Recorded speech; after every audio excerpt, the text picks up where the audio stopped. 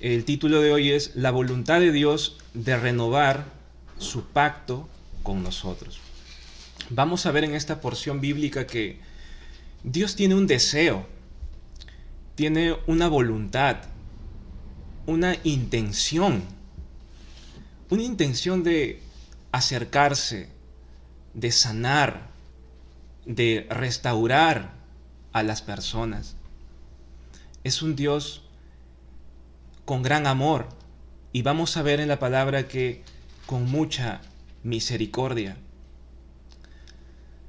Dios tiene esta voluntad, hermanos, de acercarse a nosotros. Y nosotros debemos de dejar toda terquedad, toda dureza de corazón, toda dureza de cerviz, para entender que necesitamos de Dios, que necesitamos a Cristo para poder vivir. Necesitamos su perdón, su misericordia, hermanos. Vamos a ver que Dios renovará el pacto con Israel, pero para ello es necesario pasar por un procedimiento que la palabra nos va a hablar hoy, la misma palabra. Hemos visto, Dios tiene esa intención de restaurarnos.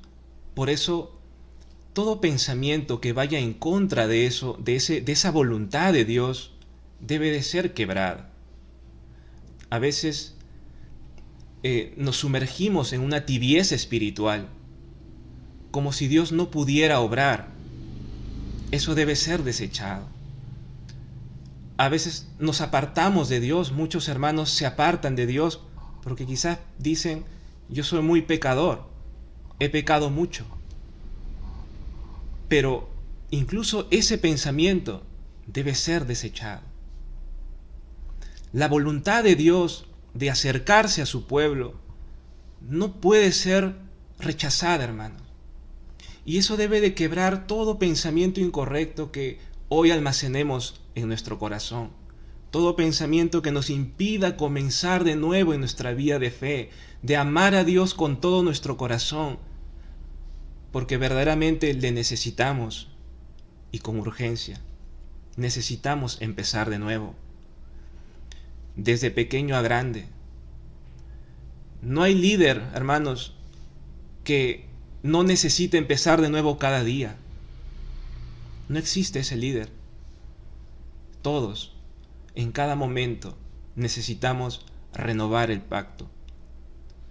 No caigamos en ese pensamiento incorrecto de tibieza o de estacionarnos en un estado espiritual incorrecto, porque al final nos alcanzará el fracaso espiritual en primer lugar. Por eso, Dios, que desea renovar el pacto con nosotros, para eso nosotros debemos de comprender 4 puntos. 4 puntos, hermanos, que está en la misma palabra. En primer lugar, nosotros, para poder renovar el pacto con Dios y comenzar de nuevo, no será nuestra manera, sino será la manera de Dios. Por eso debemos de reconocer que hemos pecado. Nosotros estamos acostumbrados al orgullo. Tenemos moldes que hemos crecido desde la niñez, que nos han encasillado en la dureza de cerviz, en la terquedad, desde la desobediencia a nuestros padres como a la autoridad de Dios. Eso se ha ido formando en nuestra vida, la desobediencia a las autoridades civiles y a las autoridades de la iglesia. Muchos pensamientos nos han formado y nos han hecho creer que nosotros tenemos la razón. Y nosotros debemos entender, en primer lugar, que el Espíritu Santo vino para convencernos de pecado. Ese es el primer punto. Debemos de reconocer nuestra transgresión. Si no tenemos esa sensibilidad, ese primer paso, no podremos renovar nuestro pacto. con Dios. Dice en el versículo 7 del Deuteronomio 9. Este primer punto vamos a hablar un poco del Deuteronomio 9, que tocamos la semana pasada, porque está bien anclado a este capítulo 10. Y es necesario tenerlo como base. Solo este punto voy a tocar el capítulo 9. Dios dijo a los israelitas en el versículo 7, capítulo 9, acuérdate, a los israelitas, no olvides que has provocado la ira de Jehová tu Dios en el desierto, desde el día que saliste de la tierra de Egipto, hasta que entrasteis en este lugar, habéis sido rebeldes a Jehová. ¿Por qué Dios les recuerda esto? Les dice que se acuerden de eso. Si nosotros muchas veces hemos visto en la palabra que debemos de recordar el pacto, ¿no? Es que recordar el pacto, hermanos, es recordar nuestro pecado. Recordar la salvación es recordar de dónde Dios nos ha sacado. Sino que a veces nuestro entendimiento se nubla. Y aquí Dios con claridad le dice, acuérdense, ustedes han sido rebeldes. ¿Y por qué les dice eso Dios? Porque ellos se jactaban en su corazón. 3 veces Dios le dijo, capítulos 7, 8 y 9, les dijo Dios que no vayas a pensar en tu corazón que eres recto. No pienses en tu corazón que es por tu justicia o por tu fuerza. No pienses eso. Dios les dijo que es por su gracia que iban a pasar a Canaán. Dios les quiso hacer ver y entender su posición de ellos, para que sean humildes. Y hermanos, este es el primer paso para restaurar nuestra relación con Dios. Cada día, acuérdate, no olvides que has provocado ira a Jehová. Han sido rebeldes. Y es posible que digamos nosotros, yo no soy rebelde. Nuestro corazón siempre va a ser así, hermanos, porque tenemos una naturaleza de pecado. El Génesis 3 nos ha manchado el pecado original. Nosotros siempre vamos a ser las personas perfectas, los padres perfectos, los maestros perfectos. Siempre, hermanos, esa es nuestra tendencia. Pero Dios nos dice, no pienses así, porque no lo eres. Ese pensamiento te impide restaurar tu relación con Dios. Debemos abandonar eso. Ese pensamiento nos hace duros de cerviz, orgullosos. Rápido va a saltar el pensamiento que es que acaso no he sido bueno. Dios dice en el libro de Isaías que nuestras justicias son como trapos de inmundicia. Porque aquí en este punto es necesario que recordemos, y más cuando nos hallamos en problemas incluso. Cuando nos hallamos en problemas, hermanos, con más razón debemos de ver nuestra posición, quiénes somos en realidad y que hemos pecado. Porque no estamos en problemas como José, ¿verdad? José estuvo en problemas, pero por su buen actuar. Nosotros no, hermanos. Esa es la verdad. Nosotros no estamos en problemas por ser justos. Nosotros estamos en problemas porque hemos pecado. Porque nos hemos apartado rápidamente del camino, como dice en Éxodo 32. Y eso es lo primero que debemos de ver en nuestra vida. Somos rebeldes continuamente. Y Dios, de repente los israelitas le dijeron a Moisés, ¿pero cuándo, Moisés? Esa es como se dice la clásica. ¿Pero cuándo?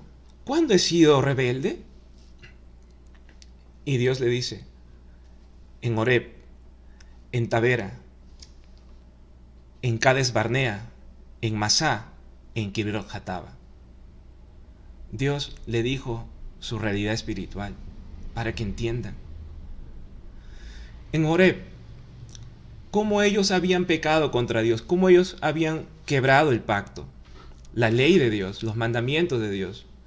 Dice en Deuteronomio 9:8, en Horeb provocasteis a ira a Dios, a Jehová, con la idolatría. ¿Se acuerdan de ese evento?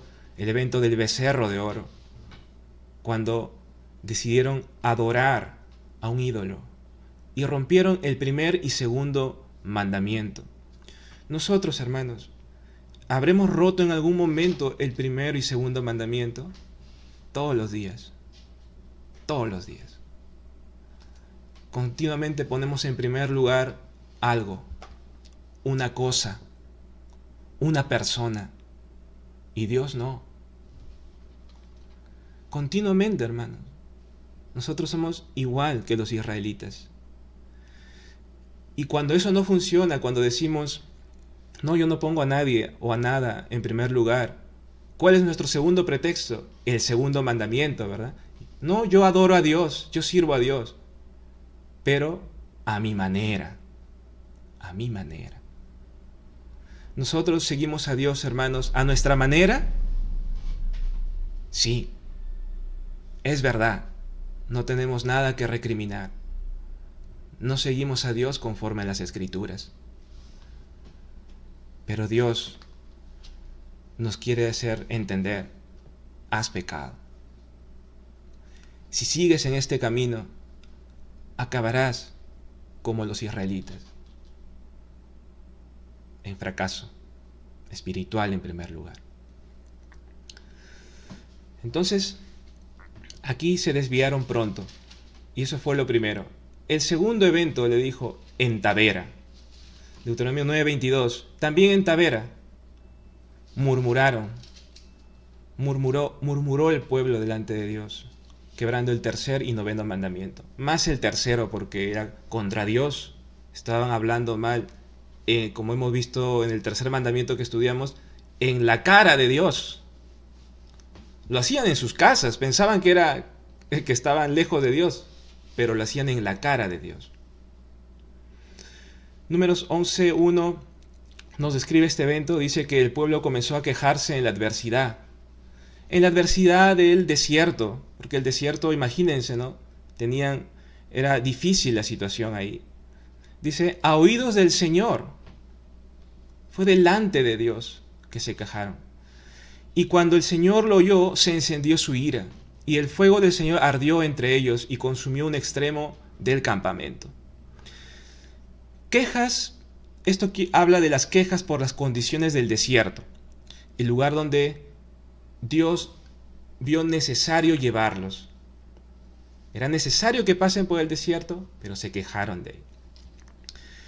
Dice que se le dio ese nombre Tabera, porque el fuego del Señor había ardido entre ellos. Nosotros podemos decir, ¿en qué momento hacemos esto? Y aquí está claro, dice, en la adversidad. ¿Nosotros tenemos adversidades? Claro que sí. ¿Nos quejamos?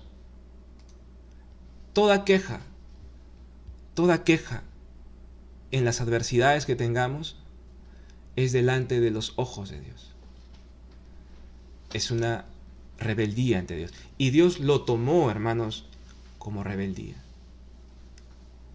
Toda queja ante la adversidad.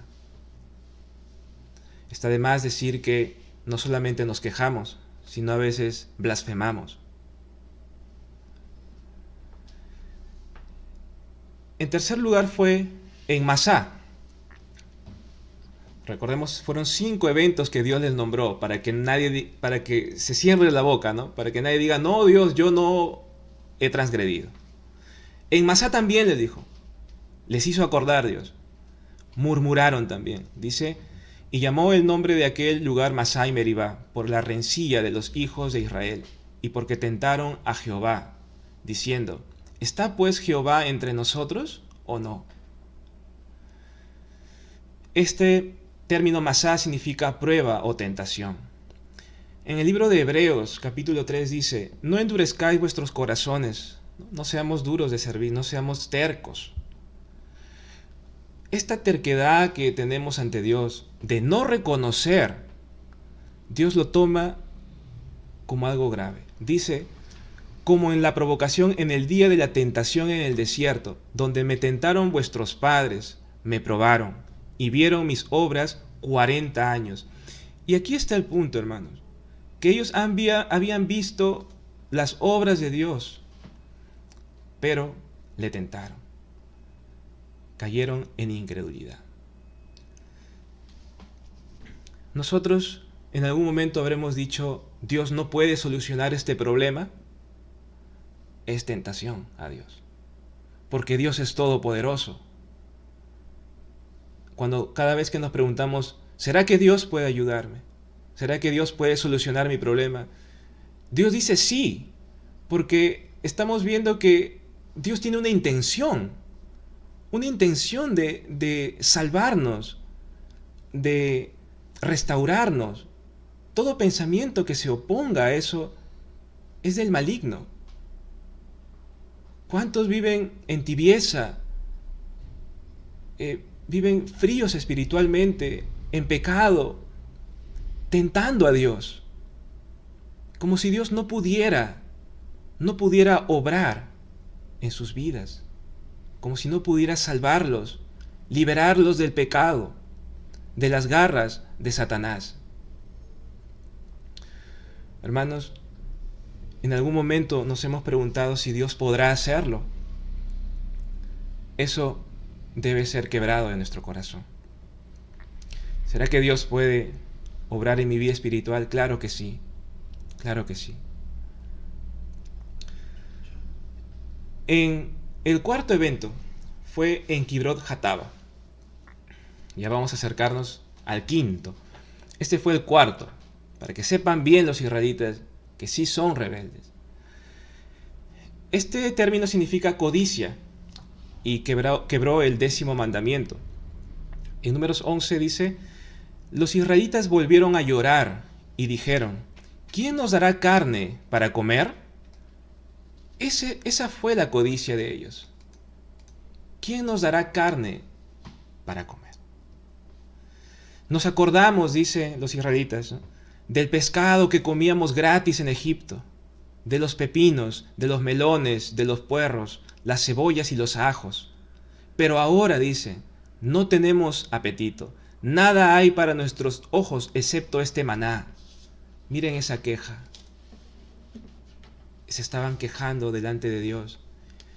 Tenían lo suficiente, lo necesario para hacer la obra de Dios, para ser fiel a Dios, para amar a Dios. Pero codiciaron más. Codiciaron, y esa codicia los arrastró a su perdición. ¿Cuántos hemos experimentado que nuestra codicia solamente nos arrastra, hermanos? Nos arrastra porque no tiene piedad. Satanás no tiene ninguna piedad con nosotros. Nos arrastra a destrucción. Nosotros hemos codiciado también. Dice que Moisés oyó llorar al pueblo. Y estas lágrimas, cualquiera puede decir, compadécete de mí, porque estoy llorando. Pero estas lágrimas eran producto de algo diabólico. Moisés oyó llorando al pueblo por sus familias, cada uno a la puerta de su tienda, pero no por un buen motivo. Era por codicia, porque se estaban quejando de Dios. Estaban diciendo, ay, ¿cómo no tengo esto? ¿Cómo no tengo lo otro? ¿En algún momento habremos actuado así? ¿Lloramos como si Dios no pudiera obrar?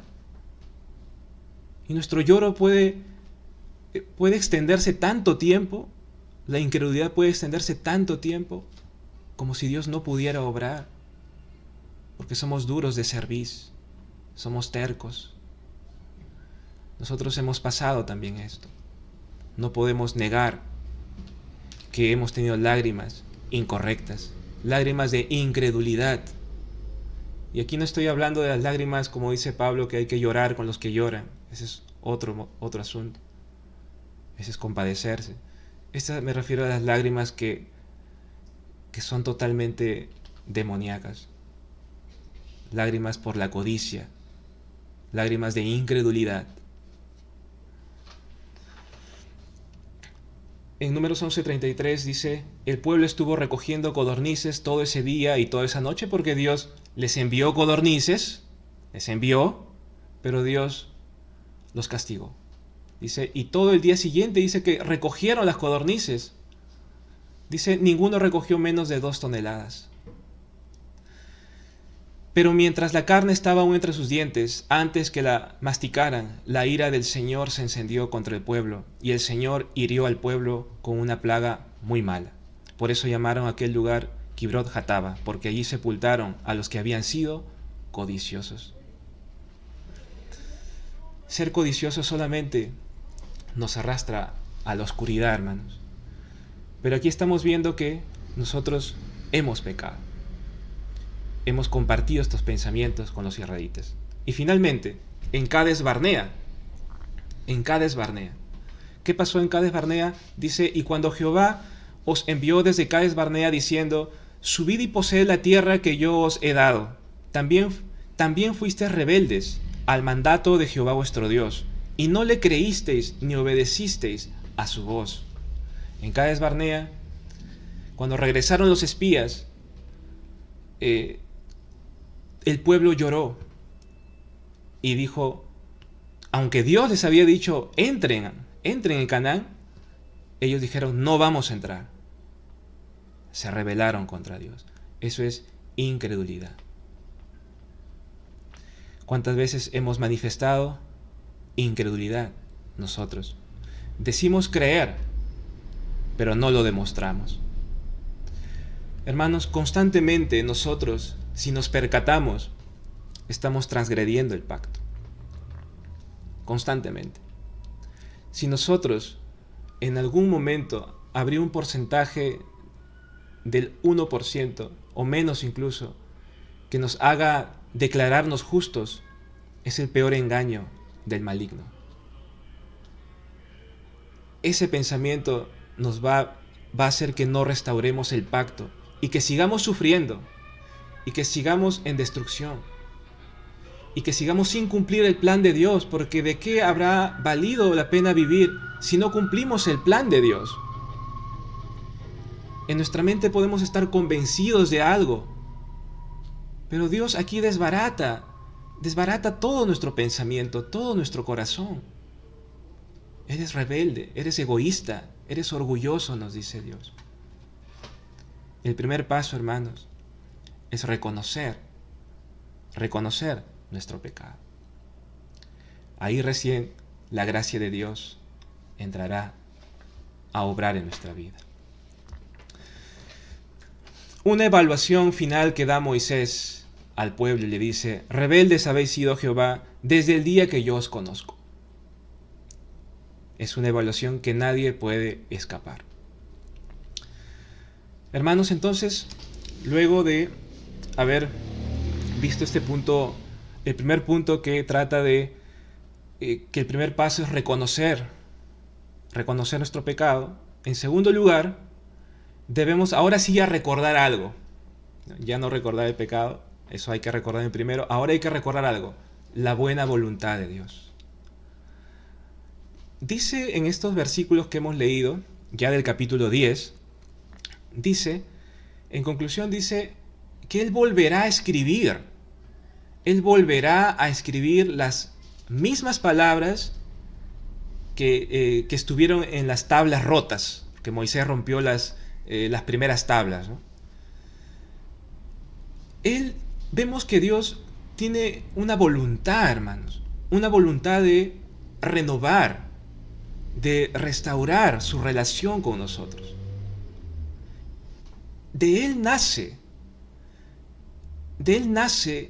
el querer restaurar el pacto. No nace de los israelitas, nace de Dios. Y es igual con nosotros. En nosotros nuestro corazón más se aleja. Pero Dios nos quiere decir hoy que Él quiere restaurar su pacto con nosotros. La dureza de cerviz hace referencia al pecado original, es cierto. Todo lo que hemos visto en el punto 1, el punto anterior, son consecuencias del pecado original. Que hay un problema espiritual, que la Biblia nos habla. Por supuesto, no está en alguna universidad secular, la palabra nos va a hablar de que hay un problema espiritual. Pero ¿por qué Dios, a pesar de constantemente transgredir el pacto, desea renovarlo? Aquí vemos algo muy especial de Dios. Y eso nos debe ayudar a conocer a Dios, ¿no? A conocerle a Él.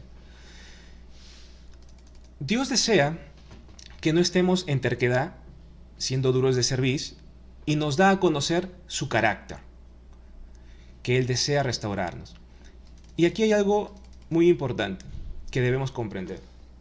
Que cuando Dios liberó a Israel, Él los liberó, pero Él no los dejó en la intemperie o no los dejó sin protección, sino que Él les dio su ley, les dio un pacto.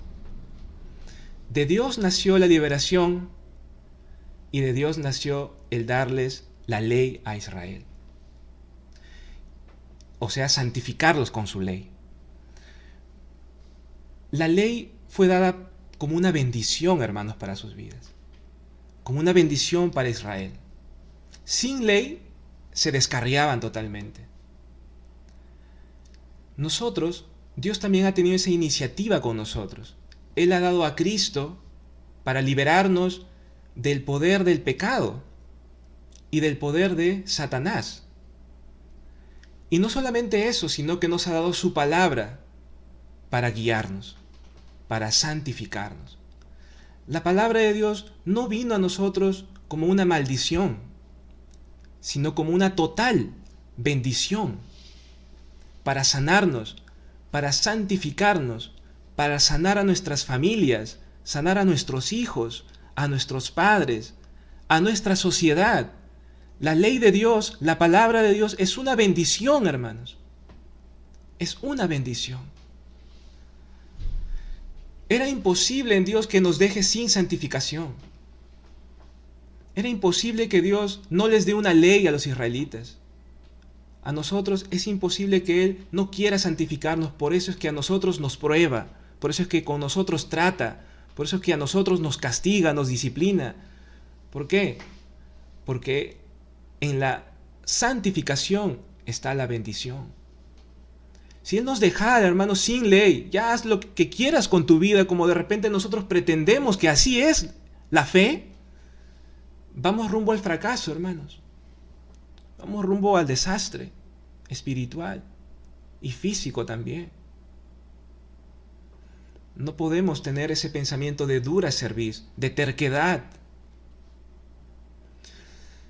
Los israelitas debían comprender que Dios quería su bien y bendecirlos. Dios desea liberarnos del pecado, del poder del diablo, y esto, hermanos, es una promesa. Todo pacto tiene promesas. Cuando Dios le dio la ley a los israelitas, les dio promesas que si lo obedecían serían bendecidos y si no, serían destruidos. La promesa de Dios se cumplirá sí o sí, y esa promesa está desde Génesis 3:15, que Dios promete quebrar la autoridad de Satanás, la autoridad del enemigo espiritual que tenemos. Y no solamente eso, sino que promete bendecirnos de tal manera que promete quebrar la autoridad del pecado. Romanos 8:2. ¿Es bendición eso? Claro que sí, es una gran bendición. Es la máxima bendición que podemos recibir. Es la salvación. Es el pacto que contiene promesa. Y Dios estaba siendo fiel a esa promesa desde Génesis 3:15. Estaba siendo fiel con su pueblo de Israel. Desde Génesis 3:15, luego con la promesa a Abraham. Dios estaba siendo fiel porque su carácter es así. Su carácter es de renovador, de salvador, de santificador. Todo pensamiento que va en contra de ese carácter de Dios en nuestra vida debe ser absolutamente quebrado, hermanos. Como líderes, como discípulos, debemos levantarnos y desechar todo pensamiento incorrecto y comenzar de nuevo. Entender que Dios quiere restaurarme. Y esa promesa se cumplirá si solo creo que Jesús es el Cristo, es mi sacerdote, como ahora lo vamos a ver. Algunos versos dice en Romanos 5:10, porque si siendo enemigos fuimos reconciliados con Dios, miren, si siendo enemigos Dios nos reconcilia por la muerte de su Hijo, mucho más, estando ya reconciliados, seremos salvos por su vida. El carácter de Dios, salvador, santificador, fiel. Si somos infieles, Él permanece fiel, pues no puede negarse a sí mismo. Él es fiel a su promesa desde Génesis 3:15. Su promesa se cumplirá. Romanos 8:32, el que no negó ni a su propio Hijo, sino que lo entregó por todos nosotros, ¿cómo no nos dará también junto con Él todas las cosas? Romanos 4:25, el cual fue entregado por nuestras transgresiones y resucitado para nuestra justificación. Si Él ha hecho todo por nosotros, hermanos, ¿cómo no nos va a dar con Él todas las bendiciones? Romanos 12:2, no os conforméis a este siglo, sino transformaos por medio de la renovación de vuestro entendimiento, para que comprobéis cuál sea la buena voluntad de Dios, agradable y perfecta. Desechemos toda terquedad, porque esa terquedad es pensamiento de este siglo, del mundo. Todo pensamiento que vaya en contra del carácter de Dios, de la intención y voluntad de Dios, de salvarnos y santificarnos, debe ser desechado. Su voluntad es buena, agradable y perfecta. En el mundo tenemos esa voluntad imperfecta. En Dios no. Él no puede negarse a sí mismo. Los israelitas debían desear experimentar la buena voluntad de Dios y deshacerse de su terquedad. Igual nosotros. Por ello, Dios va a presentar ahora la figura de un sacerdote. Porque para que haya redención, debe haber intercesión. Porque nosotros con nuestra fuerza no podemos acudir a Dios con nuestro mérito, a nuestra manera. No. Necesitamos un intercesor. Y Dios nos va a dar ese sumo sacerdote perfecto, como lo vamos a ver ahora. Por eso el punto 3, debemos de recordar el sacerdocio de Cristo. Al leer en la palabra que hemos tocado, del 6 al 9, Moisés hace como una interrupción. Y Moisés trata de implantar en el pensamiento de los israelitas el sistema levítico, el funcionamiento del sacerdocio. Leámoslo, dice, después salieron los hijos de Israel de Berot Benejacán a Mosera, allí murió Aarón. Y allí fue sepultado, y en lugar suyo tuvo el sacerdocio su hijo Eleazar. O sea, la vida continuó en Israel, pero con un sacerdocio, con una intercesión. Dice, luego nos habla también del ministerio de los levitas. De allí partieron a Gudgoda y de Gudgoda a Jatbata, tierra de arroyos de aguas. En aquel tiempo apartó Jehová a la tribu de Leví, para que llevase el arca del pacto de Jehová, para que estuviese delante de Jehová para servirle, y para bendecir en su nombre hasta hoy. Por lo cual Leví no tuvo parte ni heredad con sus hermanos. Jehová es su heredad, como Jehová tu Dios le dijo. Vamos a ver también el corazón de los levitas. Es un corazón que debemos de tener. Entonces, en primer lugar, Moisés establece la intercesión de el sumo sacerdote, que debe haber una sucesión de sumos sacerdotes para que haya continuidad de renovación del pacto, porque los israelitas, luego de que Dios le da la ley, iban a renovar el pacto continuamente, ¿dónde? Presentando sus sacrificios en el tabernáculo. Y Dios continuamente renovaría el pacto con ellos. Entonces, un sistema levítico, sin un sistema levítico, no habría perdón de pecados, ni renovación de un pacto continuo. Sin Cristo, hermanos, sin Cristo, las fuerzas del pecado y del diablo se apoderan de nosotros. Sin piedad, porque no hay intercesión, no habría un intercesor que pueda contra las garras de Satanás. Y nosotros sabemos que el único intercesor es Jesús el Cristo. En Hechos 10, Dios le ungió para liberar a los cautivos por el diablo. Él es el ungido, el sumo sacerdote, el intercesor verdadero. No podemos vencer el pecado ni las obras del diablo con nuestra fuerza. De repente se nos ha ocurrido que podemos solucionar nuestros problemas con nuestra fuerza, hermanos. Y seguimos en nuestra dura cerviz, en nuestra terquedad. No podemos, hermano. Solo Cristo puede solucionar nuestros problemas, desde espirituales hasta físicos. Solo Cristo, nuestro sacerdote, nuestro sumo sacerdote. La victoria que Dios nos da sobre el pecado y las obras del diablo no es por nuestra rectitud, porque si quisiéramos solucionar los problemas con nuestra fuerza, ¿a qué apelaríamos?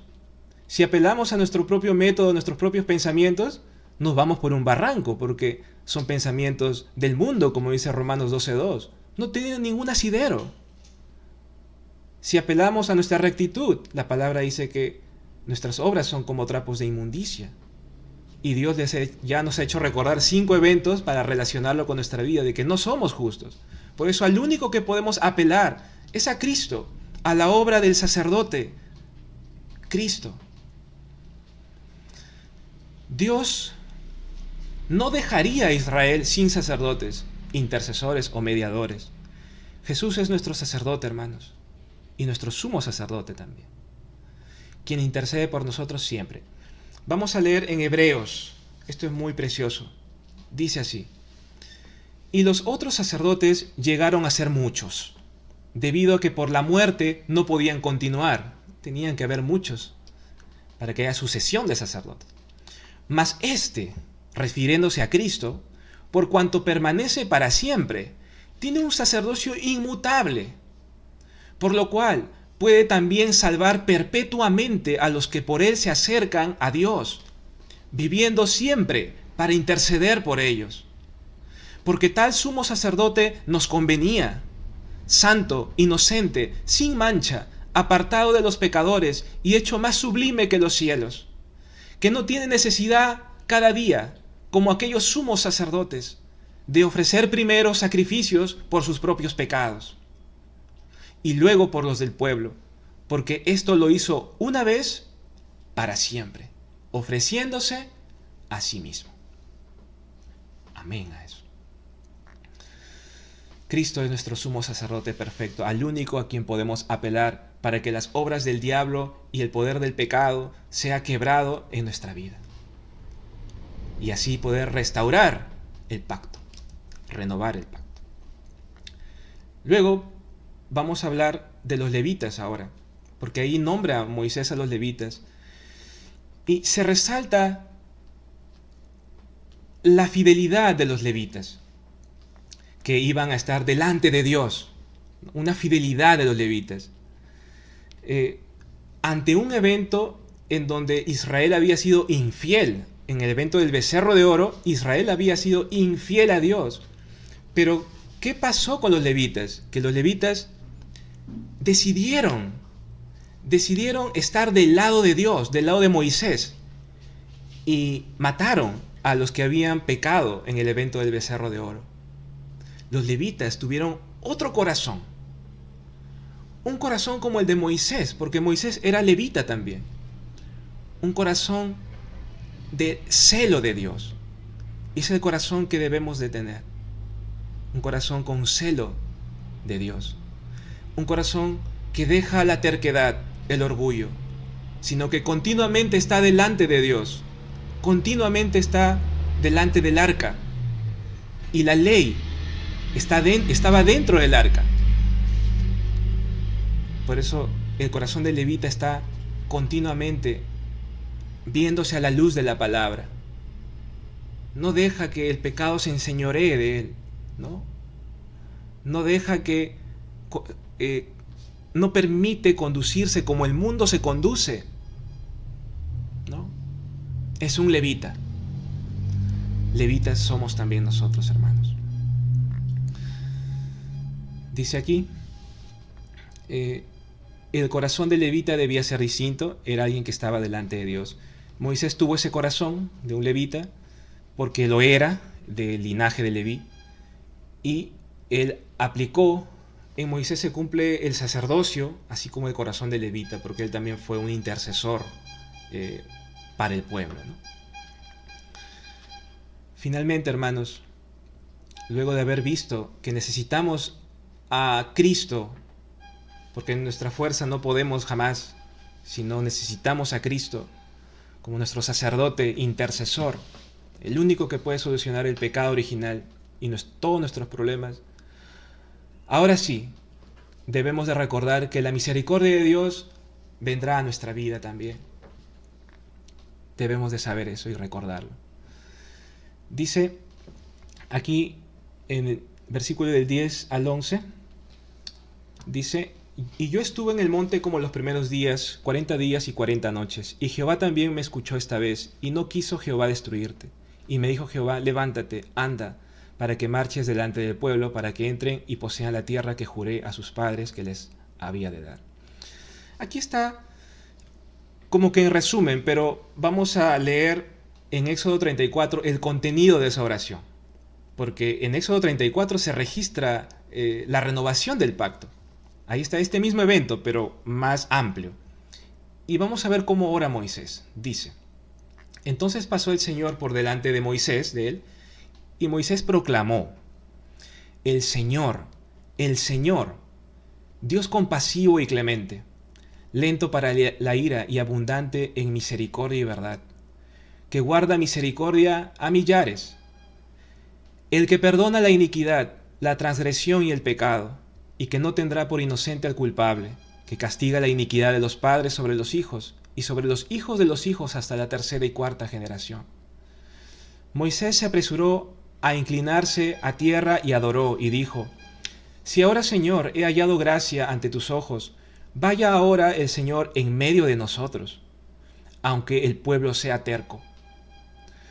Perdona nuestra iniquidad y nuestro pecado, y tómanos por posesión tuya. Un clamor de un corazón de un levita. Entonces Dios contestó: voy a hacer un pacto. O sea, va a renovar el pacto. Delante de todo tu pueblo haré maravillas que no se ha hecho en toda la tierra ni en ninguna de las naciones, y todo el pueblo en medio del cual habitas verá la obra del Señor, porque es cosa temible la que haré por medio de ti. Vamos a ver esta última parte, ya hermanos, donde debemos de reflejar este corazón. Dice en el versículo 6 que Dios que Dios es compasivo y clemente, lento para la ira y abundante en misericordia y verdad. ¿Qué quiere decir esto? Que el corazón de un levita conoce a un Dios misericordioso. Nosotros debemos de conocer a Dios ya en todo lo que hemos visto hasta ahorita, que Dios sí tiene misericordia, que Dios tiene la intención continuamente y perpetuamente de restaurar nuestra vida. Por eso no podemos dejar que nuestros pensamientos se enraícen, los pensamientos incorrectos. No podemos dejar, porque Dios continuamente es misericordioso y quiere mostrar su misericordia con nosotros. Versículo 7: el que perdona la iniquidad, la transgresión y el pecado. También debemos conocerle a Dios, que es un Dios perdonador. Cada vez que transgredimos la ley de Dios, la palabra de Dios, Él es capaz de perdonarnos. Juan 1.9, 1 Juan 1.9 dice que Él es nuestro abogado, ¿no? Cristo. Él nos perdonará, hermanos. Por eso cualquier pensamiento que diga Dios no me perdonará o no, voy a dejarlo para después, debe ser desechado. Él está presto a perdonarnos y a sanarnos y a renovar el pacto. Versículo 7 también dice: y que no tendrá por inocente al culpable, que castiga la iniquidad de los padres sobre los hijos y sobre los hijos de los hijos hasta la tercera y cuarta generación. Esto es muy importante también, hermanos, porque debemos de conocer a Dios como un Dios justo. Y esto nos habla del punto 1, porque en la justicia de Dios debemos de ver nuestra transgresión. Eso es correcto, hermanos. Debemos de ver, acordarnos en qué momento, en qué hemos pecado. ¿Cuándo nos hemos alejado? ¿Por qué no sirvo a Dios? ¿Por qué no estoy delante de Dios continuamente como un levita? Debemos de examinar eso en nuestra vida. Por eso debemos de conocer a Dios como justo también. Y que nuestras decisiones impactarán a nuestra familia, a nuestros hijos, a la sociedad. ¿Cómo no voy a saber esto? Si Dios no me dijera esto, sería malvado Dios. Por supuesto, Él no lo es. Porque Él salvaguarda el pacto. Y anhela salvaguardar el pacto familiar. El pacto familiar. En el verso 9 dice: vaya ahora el Señor en medio de nosotros, aunque el pueblo sea terco. Conoce el corazón del pueblo. Debemos de conocer el corazón de nuestros hermanos y también involucrarnos nosotros, que nuestro corazón y el de nuestros hermanos es un corazón terco. Por eso debemos de interceder por ellos y orar por nosotros también, anhelando que el Señor vaya en medio de nosotros, vaya con nosotros, hermanos. Y dice finalmente: perdona nuestra iniquidad y nuestro pecado y tómanos por posesión tuya. Moisés se incluyó en el pueblo, habló de nuestra iniquidad, tómanos por posesión tuya. Moisés conoce que es pecador también, pero también que es posesión de Dios. El punto 1, debemos de conocer que hemos pecado, pero también, hermanos, que somos posesión y herencia de Dios, posesión preciada de Dios, por su misericordia y su gracia. Moisés cumple la labor de sumo sacerdote y de levita para mostrarnos este corazón intercesor. Dios contesta, hermanos, y en el último versículo, como hemos visto, Él contesta renovando el pacto. Y lo hará continuamente. Y con nuestra vida también es así. Dios contesta en nuestra vida, hermanos, mediante este proceso, renovando el pacto. Renovando el pacto. Jamás hay que pensar que Dios no lo hará. No hay que tentar a Dios. Dios lo hará. Dios obrará. Porque Dios tiene la intención, la voluntad buena, agradable y perfecta de salvarnos, de santificarnos, porque nos ama. Y porque sabe que allí en su palabra solamente seremos bendecidos. Por eso es que nos corrige y a veces nos permite que pasemos situaciones difíciles. ¿Cuántos de nosotros hemos llegado a Cristo por situaciones bonitas? Quizás un porcentaje muy pequeño, hermanos. La mayoría ha venido a Cristo destrozado. Porque Dios nos ama, porque al final, como hemos estado viendo en los capítulos anteriores, el final es mejor. En conclusión, reconoce tu pecado y tu condición. Ya no seas terco. No seas de dura cerviz. Descansa en la buena voluntad de Dios, que es bendecirte. Él te quiere bendecir. Quiere sanarte, restaurar tu vida, tu familia, tus hijos, tu barrio, tu sociedad. Él quiere hacerlo. Y parte desde una promesa desde Génesis 3:15. Él quiere hacerlo. Cree que Jesús es el Cristo. Cree que es el único quien puede perdonarte y cambiar tu vida y tu corazón. Él es el único sumo sacerdote, perpetuo. Sin Cristo no hay solución para la vida. No hay perdón de pecados, no hay renovación del pacto. Cree que Jesús es tu profeta, sacerdote y rey. Y cree que Dios te ha perdonado. Luego de acercarte a Dios, cree que Él te ha perdonado y te seguirá dando oportunidad toda la vida mientras acudas a Él. Hasta que Él cumpla, porque Él cumplirá su promesa de perfeccionarte hasta el día del Señor. Vamos a orar. Padre Santo, en el nombre de Jesús, gracias por la palabra, Señor. Gracias por tu buena voluntad que tienes para con tu pueblo, tus escogidos, tus hijos, Señor. Perdónanos, Señor, por haber sido tan rebeldes. Reconocemos, Señor, reconocemos que hemos pecado y que continuamente pecamos. Perdónanos, Señor. Pero gracias por revelarte con este carácter fiel, este carácter salvífico, santificador, Señor. Tú quieres restaurar nuestra comunión con nosotros cada día, renovar el pacto siempre, Señor.